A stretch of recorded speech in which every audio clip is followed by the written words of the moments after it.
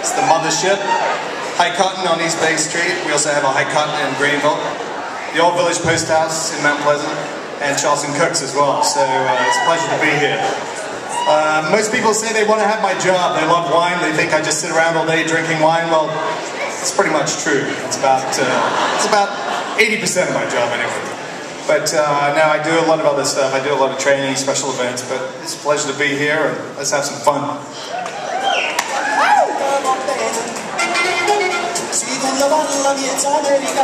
Number one rule about wine, there are no rules.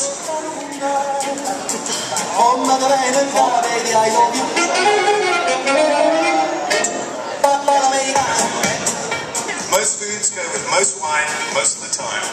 This is Ladies in from Galleria.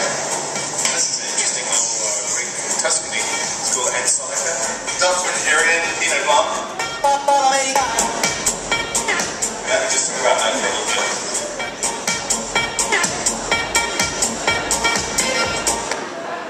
So I grew up in England, and as you can see, I was very fashionable as a young boy.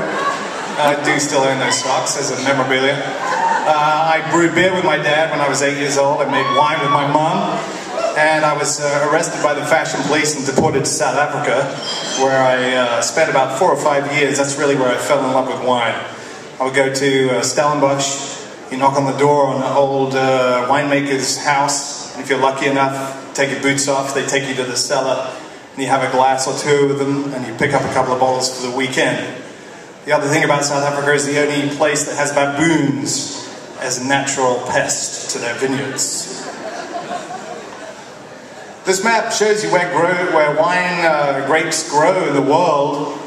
It's pretty interesting what's happening with global warming. You can't deny it if you're a vineyard.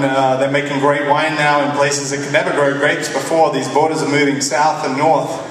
You can get great wine from Canada, from Great Britain, and from New Zealand as well. To me, wine is all about a sense of place. Great wine tastes like it's from where it's from. Thanks, Elizabeth, for your presentation. You're exactly right.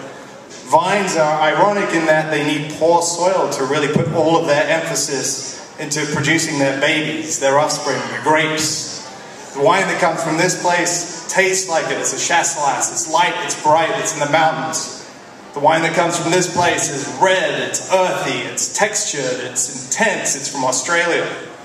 And the wine that comes from this absolutely stunning place is pure, it's clean, it's a Pinot Noir from Central Otago, New Zealand. And that island stops the wind from destroying the grapes. Wine's been made for hundreds and thousands of years, from the Greeks, the Babylonians, the Romans. Had a good time with Mr. Bacchus and their bacchanalian feasts, and vomitoriums and 7-day orgies. And then there are the people who want to stop having this fun.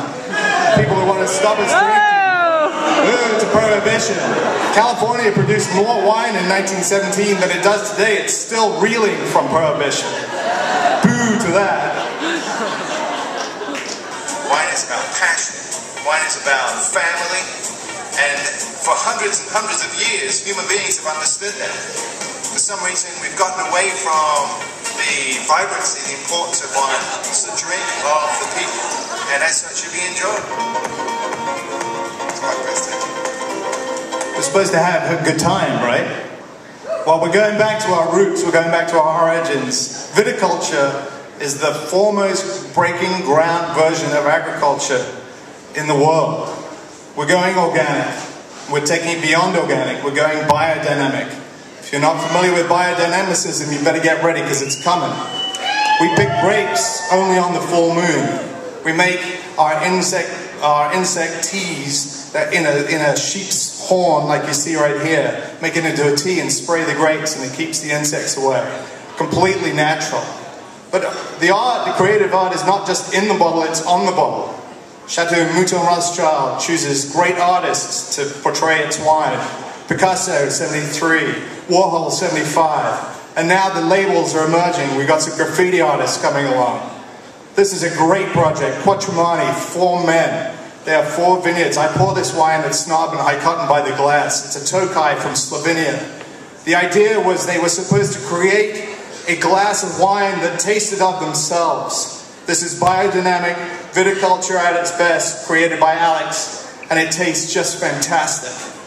So my creativity in the restaurants is to pair food and wine together.